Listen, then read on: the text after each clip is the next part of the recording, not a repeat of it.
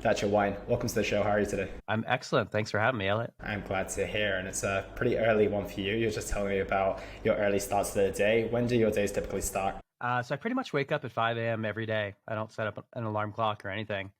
My body just wants to get up and get the day started.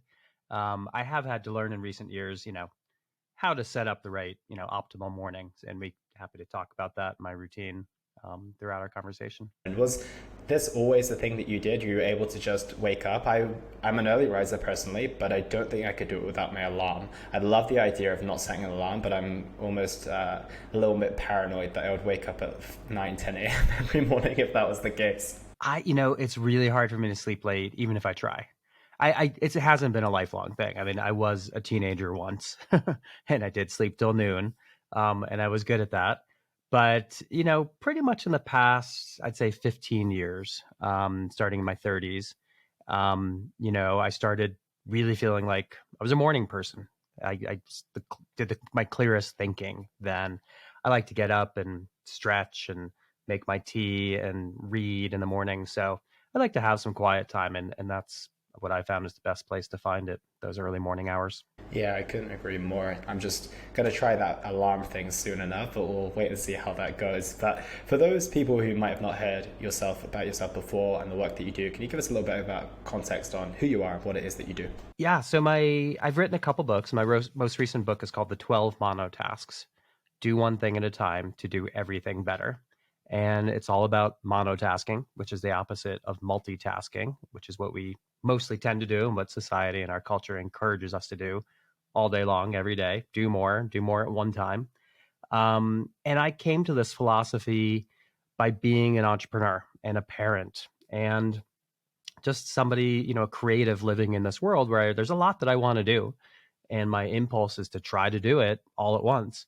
But I found about 5 years ago that I hit the wall. I just couldn't do it. And that was when I was going through cancer treatment for lymphoma.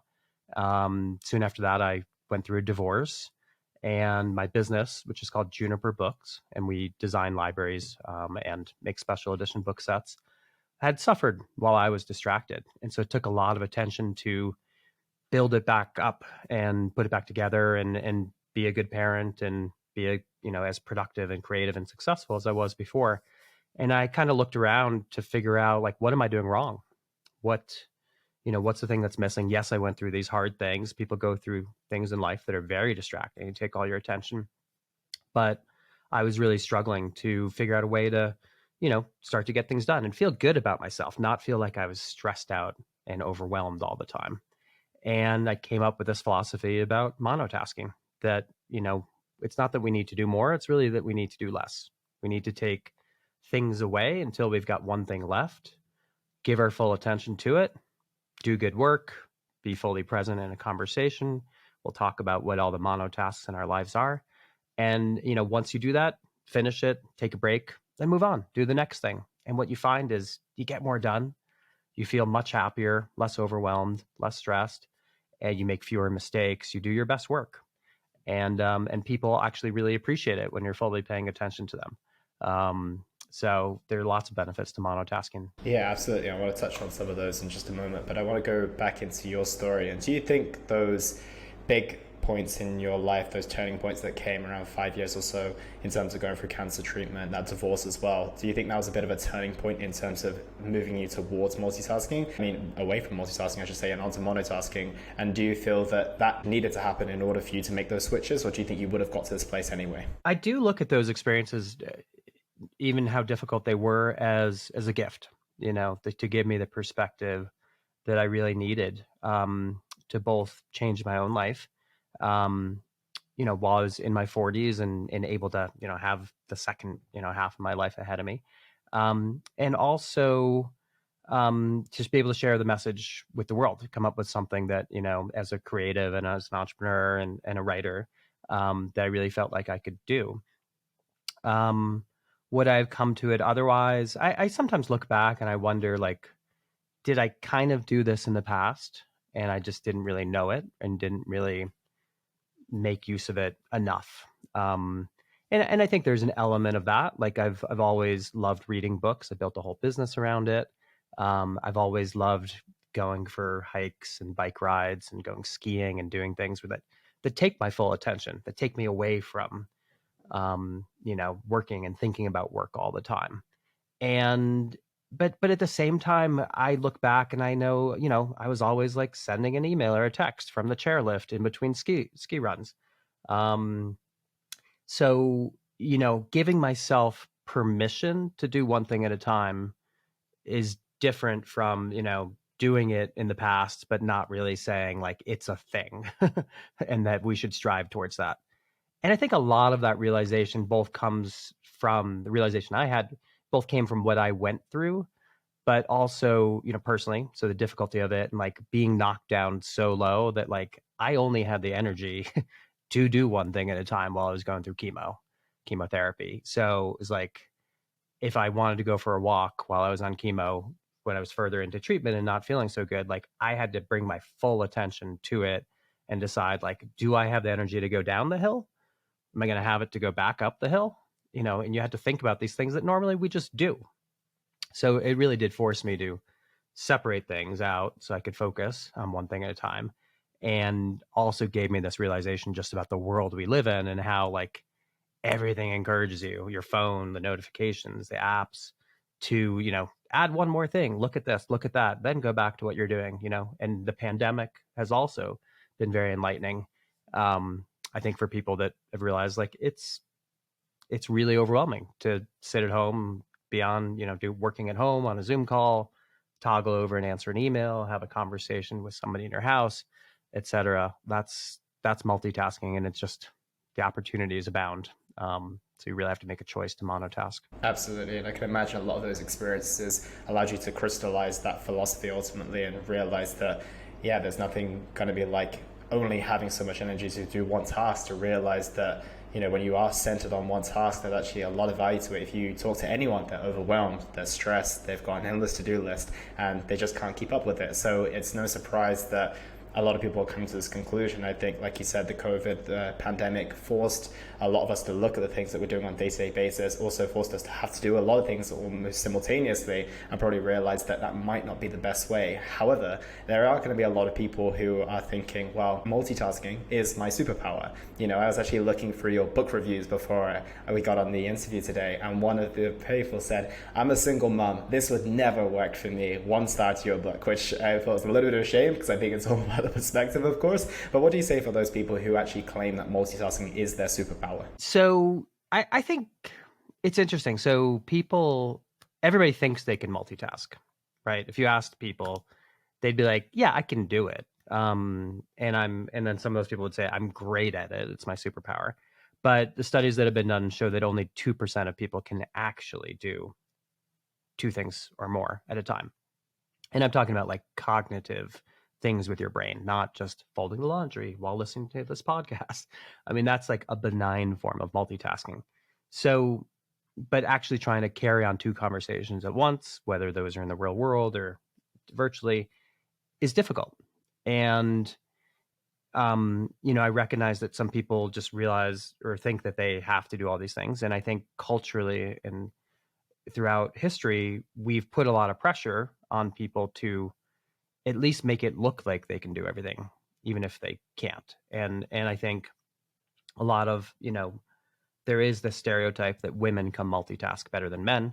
And my response to that is, while that may be true, why is it true? Like historically, society has asked women to do more, to play, perform all these roles and to, not, resist it. And so I don't think that that's fair culturally that we ask people to do more than one thing at a time, that we allow some people to just be like, oh, you can go do one thing and be good at it. So I think, we really, it would be more fair as a society if people were really given the space to focus and be creative or focus on their children or focus on, the one thing that they're doing. I get that there's a lot of economic pressure and there's a lot of pressure from our employers and from, trying to keep up with everybody else. But I think what you realize is it's not really good for our health or our mental well-being to internalize that pressure and to always be performing multiple things at one time. So if you can, you know, I think of it in terms of the 3 Ps. So one is perspective. If you can just have the perspective, like, am I doing more than one thing at a time? Okay, what are we doing? Can you pick one of them? Then can you, now I forgot the 3 Ps. Can you give yourself, sorry, the second one is, can you give yourself permission to do the one thing at a time that you chose out of the things that you brought your perspective to? Um, and then can you really, be fully present in what you're doing with that activity? And then once you've finished it, go back to the beginning, the 6 things that you were maybe doing at once, and repeat the cycle, and really try to be fully present and give yourself permission to do one thing at a time, and see if it works for you. See if you feel better, see if you get more done, see if you made fewer mistakes, see if people around you appreciate the fact that you were fully present. And what advantage do those in the 2% really have? Do you think that they are far superior to many of us mere mortals who can't quite multitask? I know I'm not in this bracket of people whatsoever. If there's anything going on out in my peripheral when I'm trying to do some deep work or something along those lines, and it's weird because I don't feel like my character trait is to be highly distractible. However, I really try to create the most kind of minimal distraction based environments in order to thrive. I've just realized that it's very hard for me to focus. I can work in coffee shops, for example, but I'm trying to close off everything around me. So is there any real advantages to those people as well for someone who's like, yep, I'm just going to stay true to my multitasking ways? Or do you think that there is maybe a brighter picture for those who are just going to pick one single task and then stop and then go on to the next single task? I mean, historically, you have to look at how the human brain developed. So, and why we have this ability to pay attention to things and kind of notice stuff that happens in the periphery. A lot of it's to keep us safe and be alert to dangers out there. That sensibility or ability in our brain, is basically exploited by technology companies to get our attention right now.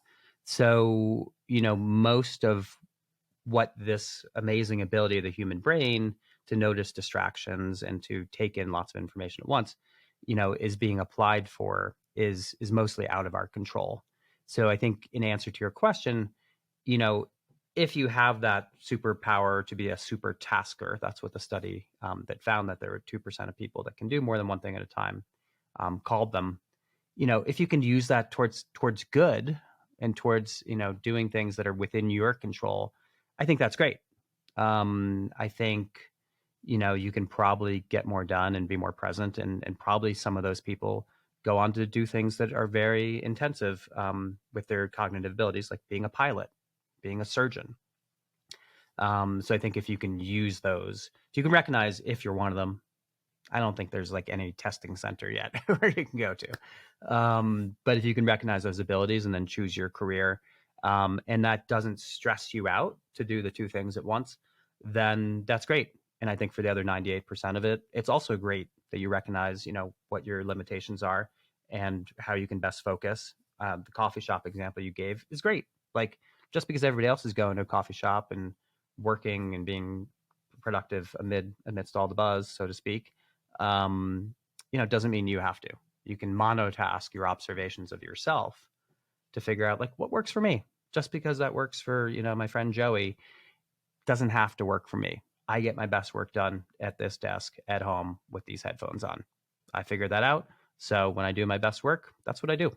That's where I am. Absolutely. And I think Joey's just busy and he's not really productive. I think a lot of people have this harsh realization that maybe they're not quite as productive as they think they are, only once they might see someone who does spend time focusing, or at least is one of these blessed people who are in that 2%, and then realize, oh, well, I have got this endless to-do list that never seems to get completed. My output of work within this specific or given time isn't quite as good as it is when I'm at home and on my own and just focusing very, very intently as well. So I think that's another aspect to it. And I'm keen to see if boredom plays a big role as well. I think a lot of us don't have much of an issue being solely focused on one task if we're really, really enjoying what we're doing. So do you think part of it is manifested based on not really enjoying what we're doing so much? Yeah, I mean, part of it's not enjoying what we're doing, and also just not being comfortable with boredom, like you said. I mean, that's definitely a real issue in the 21st century, that most people don't know what it's like to be bored. what's the first thing, people do when you go out to a restaurant by yourself, order food, or you're waiting food, or, you scroll through your phone. Like, you don't have to be bored. And you feel like if you're the person who's just sitting there eating your food and contemplating the universe or people watching, like, it's strange. It looks weird. Like, you don't want to be that person. You want to be the person who's like, oh, I'm doing something. I'm not just being bored and doing nothing. So I think we have this habit of just reaching for our phones all the time whenever there's, a hint of boredom. Plus, all the media multitasking that's happened now. It's not enough to just watch, Netflix. It's like you got to also have Snapchat open and also have your laptop open and, be working on an email. Um, I say that jokingly, you don't have to, but that's what people do. That's like become our habit and it's become the norm.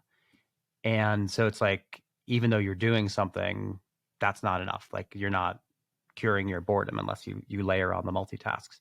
So I think it's just something we should be aware of, and we should make a conscious choice to do a little test, see if we feel better when we like give our full attention to one thing, and if we do better work and all the things that we've talked about, and we feel more present, we like observe all the plot details or whatever if we are watching a show, or the conversation details if we're texting or talking to a friend. But so yeah, so I think a lot of it's about that observation and then making that choice and then seeing if you feel better, and just recognizing that, like, it's not, we didn't do anything wrong that all this multitasking happened. Like, it's essentially been forced upon us. And if it makes us feel good and you want to keep doing it, great. If you recognize that, like, actually it doesn't make me feel good, it always makes me feel like I'm never getting anything done. It makes me feel like I'm overwhelmed. I'm not really present. I'm not enjoying the things I'm doing, even if they're amazing things. That's what I hear all the time. It's like, I love my job, I love my kids, I love, my hobbies, but like, if I do them all at the same time, I don't enjoy them, any of them. Like, if I'm only half paying attention to my kids and not really, being present on the hike or whatever. So I think, if you can recognize whether you feel better for you, and if it's more sustainable to be fully present and do one thing at a time, then you can choose to do that more often. And you don't have to do it all day, every day. Like, you can do it in blocks of time, 20 minutes here and there, just to reconnect with yourself. And then if you have a super stressful job, like, I've heard from people that work in industries with a lot of deadlines and a lot of projects going on at once, like journalism maybe. Um, and it's hard. And so I recognize that while you're at your job, you might have to do a lot of multitasking. Um, but then you can also choose to kind of counterbalance that with more monotasking before and after work. Yeah, absolutely. I was just thinking about that environment that a lot of people will be finding themselves in. A lot of these offices at the moment are going for a kind of collaborative approach where they have all the employees in one open space versus having people in offices, and what that's going to do to quote unquote inspire spontaneity and all of these exciting things, but it actually takes away the majority of the people who actually aren't creative from actually doing the work that they want to be completing. So I think, yeah, gentle balance between choosing where you're going to really focus on maybe being a bit more present, doing those single tasking, and then seeing whether your environment even allows for it is going to be super important. And do you think a lot of the reason why people won't accept that multitasking isn't quite as effective as they would like it to be is that they then have to accept that they might not be able to complete all of the things that they've committed to? That's a good question. I don't know if yes, I mean, I think that's definitely comes into play a little bit. Um, but I think at the end of the day, like, people do want to complete things, and like, there's a lot of satisfaction that comes from that, and the sense of fulfillment and creativity, and just the joy of crossing something off your list. Um, because the 21st century life is very busy. There's a lot of stuff that we want and need to do. Maybe when it comes to our jobs, it's a little different, the equation, versus wanting to go climb that mountain, or finish the race, or something else in our personal lives. um but I think I think innately people do want to finish what's on their to-do list. I think there is a lot of pressure though that also comes from like social media and FOMO and seeing celebrities, especially influencers that seem to be able to do it all. Like they're a musician and they have a company and they're, visiting the White House and this and that. Like they're they seem to be doing a million things and multitasking all of it. Um, you don't know that they have a staff of 20 people that are really, making that possible. You also don't know if they're happy. Sure, they put up the pictures, that seem like they're doing great things and they're loving it and smiling and, being on the beach or wherever. But, I think we should just recognize that a lot of the sociological pressure we put on ourselves to always be doing more, comes from seeing other people doing more and you don't really know the whole story behind it. So I think we should be realistic about what it takes to do things and get them done and feel good about them. And I feel that we've made a good case for why multitasking can be problematic and might not be the most effective approach. So now it comes to the alternative of monotasking. Can you run us through what exactly that looks like on a day-to-day basis? For example, is it a case of time blocking? Is it truly just focusing on one task? And if your kids run in the room, you say, "Not right now. I'm on my single task." Or what does it actually look like on a practical level? So in the book, I lay out 12 monotasks, and the basic principle of the book is that if you do things like reading, listening, walking with your full attention for at least 20 minutes, ideally at least 20 minutes, you can start with smaller amounts. You'll start to kind of rebuild your attention span and your ability to do more than one thing at a time. So, yes, there's a kind of head on approach to getting your work done, but there's also a cross training that happens. We can't just be on our phones all day doing TikTok and Instagram and then assume that, oh, as soon as we're at our desk, we can pay attention. As soon as we're out on a date, like we'll be able to listen and be present. So we have to train for those things. And I think we can cross train. Doesn't have to be a one-to-one.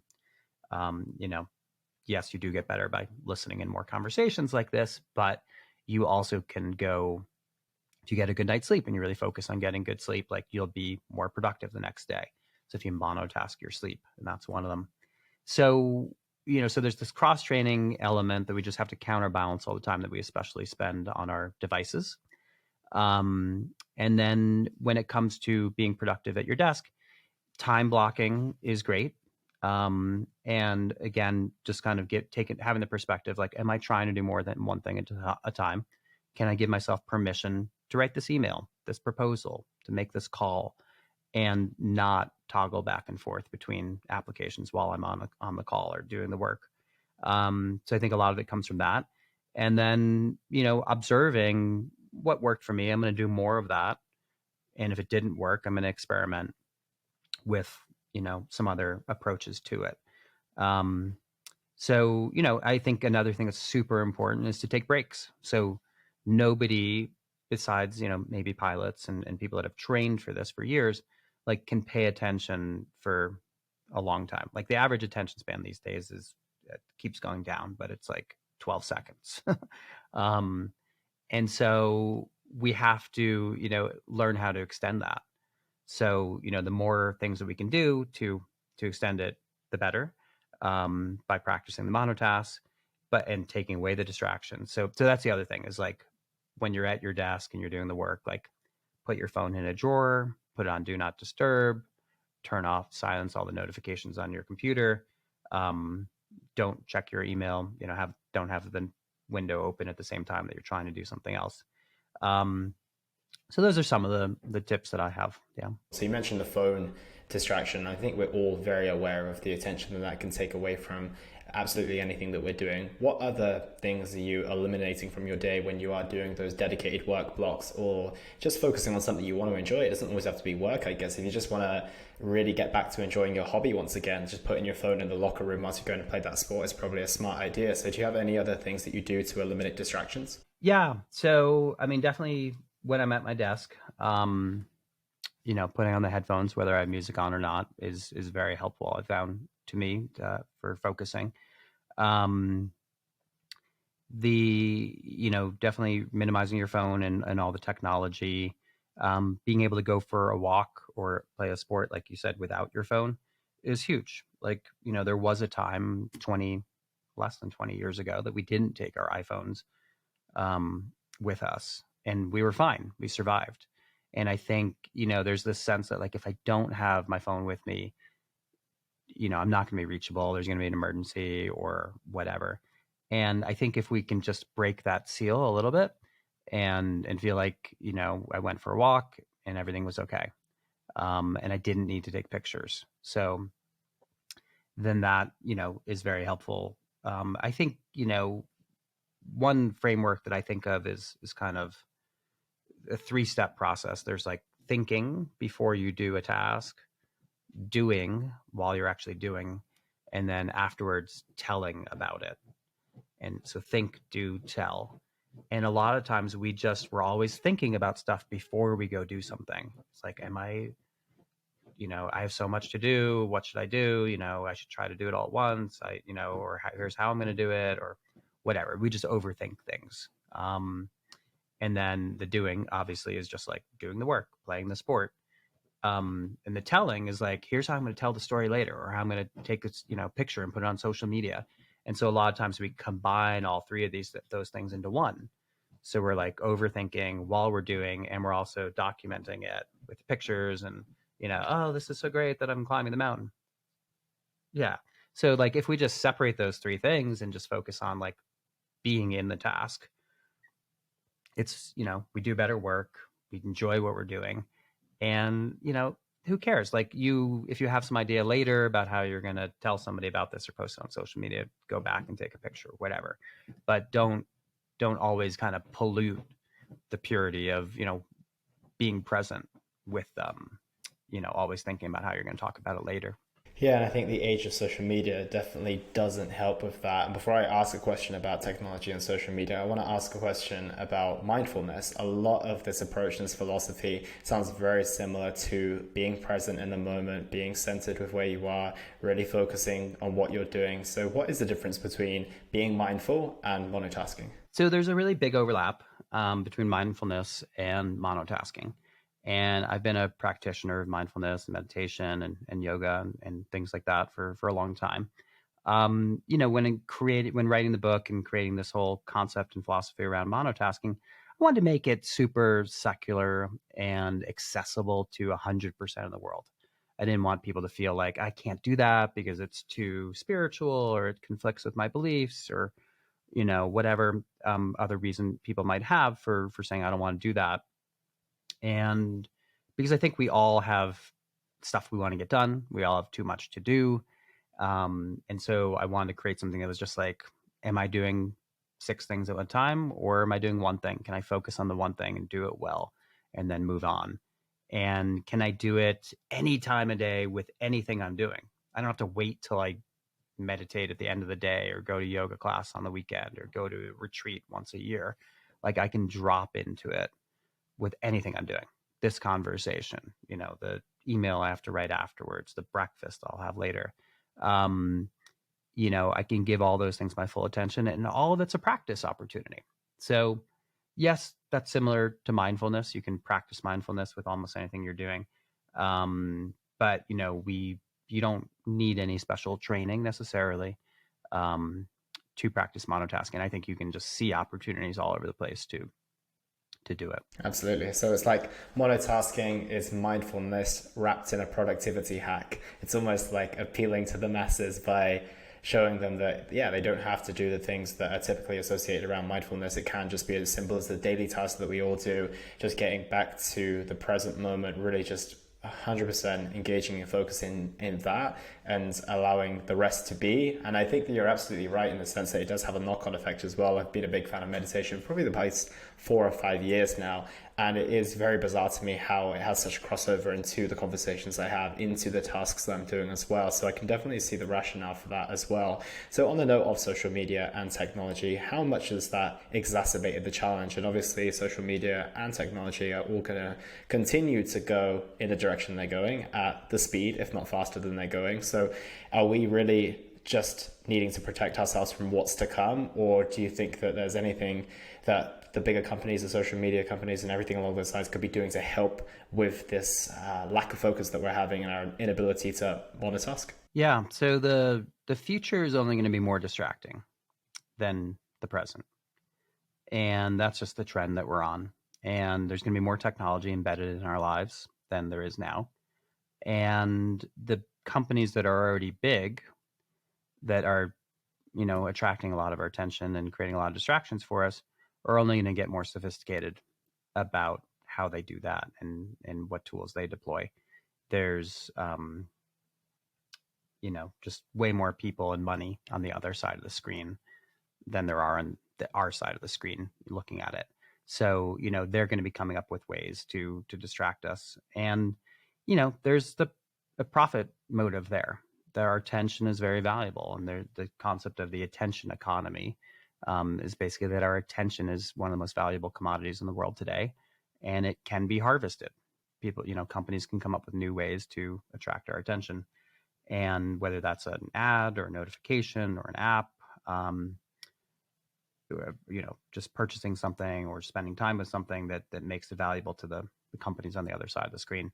So I think, again, we have to just acknowledge that's the trend that we're on, and it's up to us to develop the skills and the capabilities to resist that when we need to, so that, like we talked about earlier, like if you choose to sit on the couch and, do Snapchat and Netflix and email all at the same time, like it should be your choice. It shouldn't be some, tech company's choice that they forced you to do it, and it's beyond your control. I think we all have that experience of like picking up our phone to do one thing, and then an hour later we're like, I can't put it down. I don't know why I can't resist it. So I think companies like Apple, yes, are developing some features, that allow you to put your phone on do not disturb or sleep mode or driving mode. Those are great. I think the simpler they are, the better. There's a whole, cottage industry about complex tools to, or methods or hacks to figure out how to manage your time and manage your attention. Those almost become a distraction themselves if you don't use them right. So I think you just have to, be cautious about that. And I think there's a feeling some people have that's like, I just haven't found the one piece of software that will help me manage my whole life. I don't think that's ever going to happen. So again, we have to like take personal responsibility and develop the strength to resist our devices and our phones, and really design a life that works for us and that's sustainable, doesn't make us feel stressed and overwhelmed and burnt out. And I think a lot of that is about just taking things away as opposed to adding them. And, if we can just take away the things both in the individual moments and also maybe in our consumption habits and, our desire to feel like we have to have, all these side hustles or whatever to keep up with everybody else, then we can get down to the core of what really works for us. And then we can build back on top. But if we're starting at this like super noisy, distracted level and adding stuff on, we can't really tell what works. And I feel like that's part of the moment that we're in right now. Yeah, it's a real challenge. I heard a quote yesterday, someone saying that, the commodity in the past for the rich was oil, and now the commodity is, of course, our attention. And what's interesting is that in the past, yeah, you might be fortunate enough to come across oil, but now every single person in front of you has a degree of attention that is almost a market share that everyone wants to tap into. It's like something that literally business owners and everyone who is looking to make money, even with this podcast, for example, I am looking to provide value, but I'm also looking to take your attention for the time that you're listening to this podcast as well. So it's a very curious thing because there is an element of value to it, but there's also an element of it that can be very much manipulated to whoever wants to make profit advantage as well. And the people that come to my mind, I mean, adults obviously have to take that personal responsibility, but as children who I start to think of, I don't feel like I grew up in an age of as many distractions. Certainly the iPhone I didn't have an iPhone until I was like 18 or 19 years old. So it wasn't so much of an issue for me. Phones were definitely a factor. But what can we do maybe as parents first and foremost, and what can children do to make sure that they don't fall into this trap, especially when it's quite fashionable to be, involved with your phone all the time, to be doing a ton of things. And with all the role models they're looking up to these days, it's that, there's no one out there, well, not many people apart from yourself and, a few others who are promoting, do one thing, get really good at it, just really focus on that. So yeah, where are we going to be going with that when it comes to children? It's a really great question and super timely. And I'm a parent. I have two teenagers. They're 13 and 16. And, I can't claim to have cracked the code on it because it's constantly changing. What they're using, how they're distracted, what the rationalization is for why they need to do it, be on their phones, et cetera, to keep up. And, you know, maybe three things that I've figured out that, aren't cure-alls, but things that we do. One is, the real world has to be more interesting and more fun than the virtual world for at least part of the time. So you're competing with a very, fun, entertaining, engaging device and connection to their friends. But if you can encourage as much as possible, participating in the real world without a device, like we went bowling the other day and I encouraged the kids to, be social and do things with their friends that they can do things that aren't just texting back and forth. And it's, so basically you have to make the real world more interesting and more engaging in small increments. It's not going to take away the phone completely. The second thing we talked about a little bit before is like, can you break that cycle a little bit and show you of always having to have your phone with you? Can you go for a walk with your kids and say, let's all leave our phones at home? Or, I'm going to have my phone just for an emergency, but, can you leave your phone behind? And just show that like it's possible to go do something for a little while and the world won't end if you don't have your phone. And then another, developing some rules around your house or life, like things I mentioned in the book, a rule that a friend has that's no phones with food. So, basically saying like, yes, you could bring your phone to the table, but it's just going to become a distraction. So why don't we, when we're eating at the dinner table, like none of us are going to have our phones. And when someone says, I wonder if whatever, leads to Googling, I wonder what the score is in this game, like be like, oh, like, yeah, let's look after dinner. It's so hard to do because kids are just like, that's a question, I can get an answer.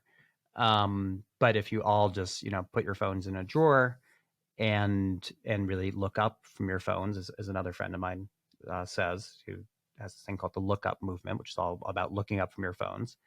And, can you just be like, can you sit with that feeling and you even talk about it? Like, yeah, what does it feel like to know that the answer to that question is in that drawer? But can we be a little bit bored? Can we have a little bit of intellectual curiosity and have a little bit of patience and wait for it? Like make that interesting instead of just the instant gratification of always, being able to answer every question and document everything in our lives. Yeah, I absolutely love that. And I think it's a super valuable piece of advice because it's not take it away. It's not, banish use of it and all this type of stuff, which I think it's very easy to go on the other end of the extreme to try and solve, quite a challenging problem. But I think that's probably, as you've experienced with teenagers, the opposite of what you need to do in order to get them to, take a little bit of time away from it. And at the same time, it's a part of our daily lives. It doesn't have to be a part of our lives 24/7, but it certainly is. So I think that's a really, really nice, rational set of advice there that we can easily take away. And I want to transition onto things that will cultivate more of that mindfulness and more of that ability to monotask. So when it comes to scheduling your week, what do you do on that front? Do you start with the Google Calendar? Do you start slotting things in? Do you have morning and evening routines that you go through? Yeah, so I have more of a like daily routine as opposed to a weekly routine. We talked a little bit about the things I do, in the morning, waking up early and having my stretching and my tea, and then I in an ideal world, I'm also meditating a little bit, but also writing in the morning before kind of the to-do list for my business really starts. So I always try to have a creative writing project going, and I usually have more than one, and whatever I'm inspired by, I work on that day, and then try and take a little bit of a break. So it's important to take breaks in between cognitive heavy tasks. So, when we go, like we always feel burnt out basically later in the day. So I try to make my day very sustainable by taking breaks, have a snack, go for a walk. I also take a break around 1:30 every day and take a nap. I take a power nap almost every single day, and it's 15 minutes, maybe 20 minutes. I don't set an alarm for that either. Um, and I feel like when I wake up, like I'm super alert and clear, and the second half of the day is just completely a whole new day. Um, and I usually do most of my Juniper books work kind of right before and right after that nap. Um, and yeah, and then if I have time to get in a bike ride or a hike or something, um, I do that as well, usually in late afternoon. And I it's a schedule that I found works for me. I know other people have different demands. I'm running a company, so I'm able to set my own schedule to a certain extent. Um, but I think everybody can find within their structure, a way to design it that it works for them. I also, encourage people to be open and honest and clear with their employers and their work, just about like how they're going to get their best work done. Um, if people have really invested the time in thinking about it, whether they work well at a coffee shop or at home, whether the meetings are productive, et cetera. Like, I think if you express that and you communicate about it and your intention is really to optimize the work that you do and make fewer mistakes and be more productive and more creative, whatever line of work you're in, like, and you express that, like, employers and managers are usually very receptive to that and at least willing to give it a try. Um, so, I think however you design your day or your week, that's helpful. I think, when I've given talks, I pick up all sorts of productivity hacks that, people have come up with on their own. Um, one that I found interesting is, people put fake meetings on their calendar just to like get their deep work time, to use the Cal Newport term, which I think you referenced before. Um, and, I suggested maybe that should just say monotasking time, like monotasking the pitch to, this client or whatever, and really showing like it's not that I'm lying. I'm not in a meeting. It's not that I'm, pretending to be accessible to you. Like, I'm really telling you like that I'm going to do this. I'm going to give it my full attention. And then, everybody's going to benefit from the fact that I got it done. And then I'm going to be reachable and the work quality is going to be better. Yeah, I find that two things. It requires discipline. I certainly know that because I have my set blocks in the day where I do specific work with my clients, for example. And I know that if my phone is open or if there's something else I want to be doing at the same time, I know it's not nearly as productive, but it is tempting. And then there's also the element of being a bit pretentious as well. It's also saying, well, this is my protected time. You can't access me. And there's a lot of overcoming that as well. But I think that once you are able to recognize that it does take discipline to kind of minimize and remove those distractions, and there will be an air of people not understanding, but also ultimately it will be for your benefit and their benefit. I think it all then does take care of yourself. You're absolutely right. And you mentioned your company, and I was very curious to hear about the role that reading plays in your life as well. And reading is one of those tasks where you literally can only monotask, and that's the beauty of it, but it's also the challenge. So I was curious to get your take on, I know that I've been like this before. I've opted to go for an audiobook so that I can do something alongside the reading. However, I miss the act of physically reading as well. So what role does reading play in your life when it comes to monotasking? Are you a fan of audiobooks as well, or are you preferring to keep it more of the old school technique? I do love audiobooks and I do listen to, consume a fair number of books that way. Um, a lot of them are like, just because I want to turn off the lights and not be, sitting in a chair reading. I basically want to just passively consume it. So I think those are great. And I think any way you consume books is good for the world. But I am also a huge fan of the printed book. And I think it provides benefits that we didn't necessarily recognize, until this digital era, really, that when you're reading a printed book, like you have to give it your full attention. That's the definition of monotasking. If you only half pay attention and you're pretending to flip the pages, you won't get anything. You can't, partially read a book. And that's fine if your attention wanders. It's like meditation. You just bring it back and like flip back to where you were and start reading again. Um, so I think a lot about reading and the value it provides to the world these days.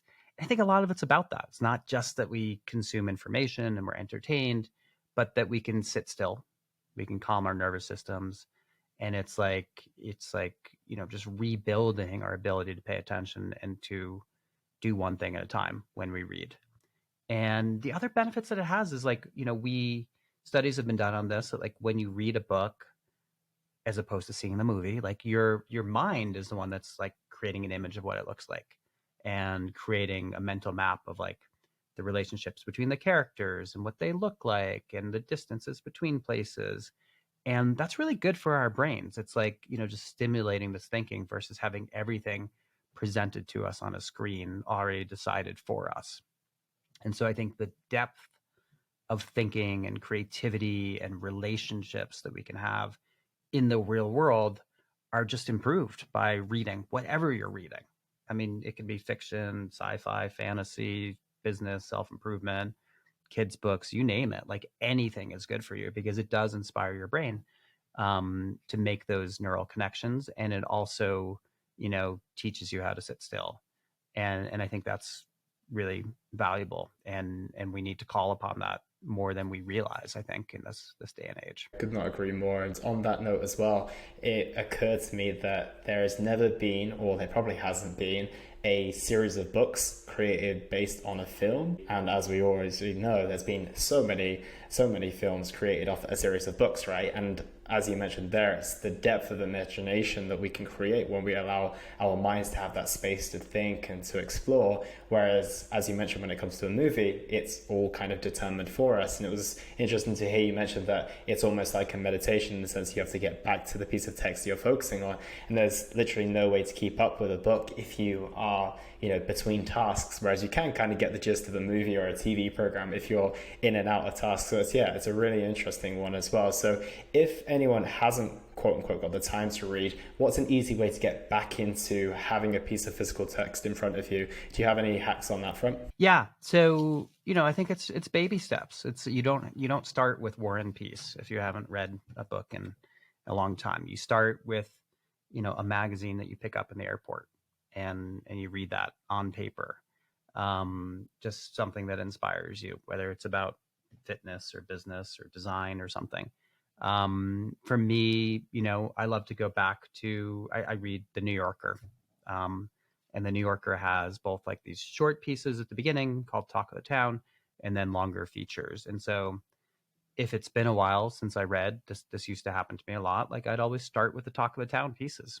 I don't know what the word count is, but it's basically, call it 6 paragraphs. Um, so you start there.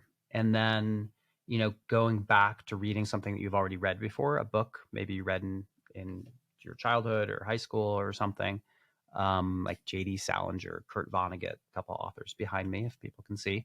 um, I love to reread their books. And so reading something that's already familiar can also be an easy way back into reading a full length book. Um, and then gradually you add on. So you also, make a daily habit out of it if you can. And if you can't do that, maybe it's just a Saturday or Sunday habit. And a few other tips, like if you have a place in your home that you read, and that's like the same way that like these headphones are a signal to me to like do focused deep work. Like I have a reading chair. When I sit there, I read. I try not to do anything else in that chair. That's a privilege and a luxury that I have. But it's something that I've designed, and I do believe that like with other monotasks, you can have places you do them, and then you just bring your focus to that task while you're there. So I think having the place to read, having sort of a progression of easy to slightly more challenging things is great. I think also recognizing how big the universe of books is in a good way is helpful. It could lead to decision fatigue, like, oh, I don't even know where to start. but just like see what the universe is trying to tell you. Like, what are your friends talking about on their social media? Um, and so that could be like the upside of social media. You get recommendations for things you didn't know about. Um, or go into an independent bookstore and ask for a recommendation, and just like be confident in the decision and start reading it. And if it's really not working for you by page 30, then take it back or buy something new and find something that really gets your attention. Because once, as a reader, like if you find something that gets your attention and you can't put it down, it's like so enjoyable. There's nothing like that feeling where you're like, I don't want the book to end. And there are more books like that. So if you get that feeling, like you don't have to worry. You'll be able to find more books that keep your attention, get you excited, but you got to find that one, you know, which comes from a little bit of practice and really getting into the habit of reading on a regular basis. Absolutely. I remember that experience of a book.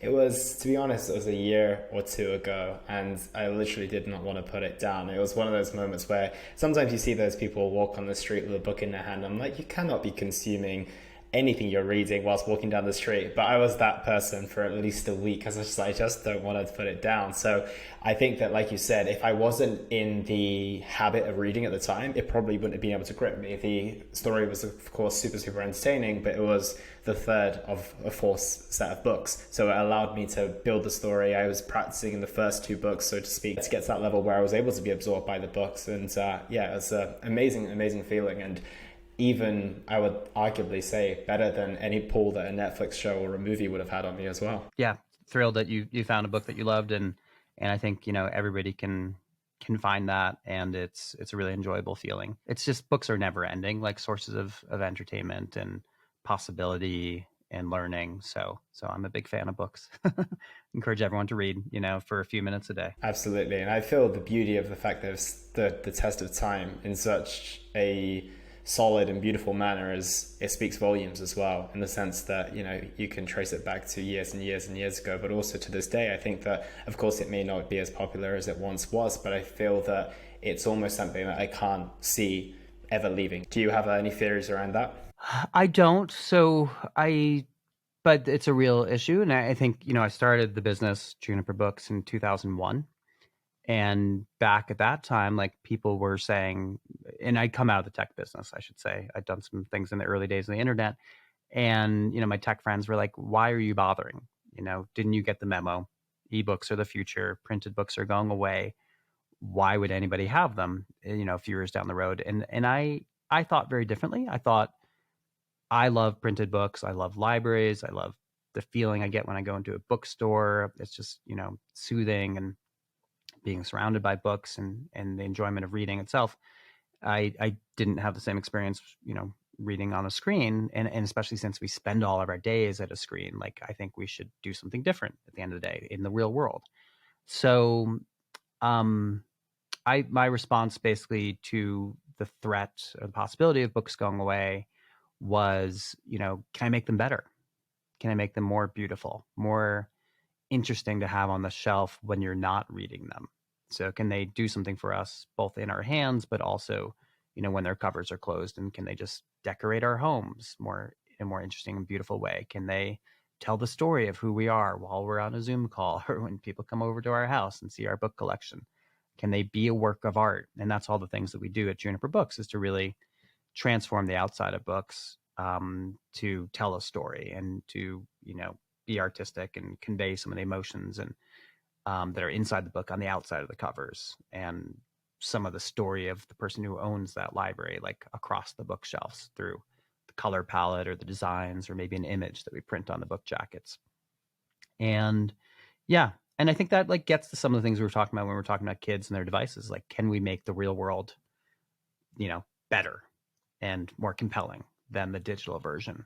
So, that's something I've tried to do over the years with books. I think you're doing an incredible job at it as well. I had a little look through the Instagram, and it was, pretty damn impressive. So if anyone hasn't checked it out, I would highly recommend it. This conversation has been fascinating, Thatcher, and I just want to ask you a couple of final questions. The first is, what impact do you want to have on the world with all the work that you're creating and putting out? I definitely want to, bring a sense of beauty and wonder to people, and feeling like, they can live very like full, sustainable, creative lives. in a way that really feels good and allows them to, make their own contribution. And I think a lot of that comes from just taking some things away to get to the essence and figure out what is sustainable for you, and then building back on to a point that works. So that's a lot of my message. Amazing. And where's the best place for people to find you if they want to keep up with the work that you do? Yeah. So you mentioned social media a second ago. So my personal account is Thatcher Wine. And then the business account is Juniper Books. And then there's also my personal website is thatcherwine.com, and the business is juniperbooks.com. And again, the book is The 12 Monotasks, Do One Thing at a Time to Do Everything Better. And it's available in multiple editions and languages around the world. So, and I love hearing from people through my website or social media DMs. Yeah, that will all be put in the show notes, so hopefully people can access your work. But thank you so much for your time today, Thatcher. I really appreciate it. Thanks, Elliot. Yeah, it was great talking with you. Thanks so much.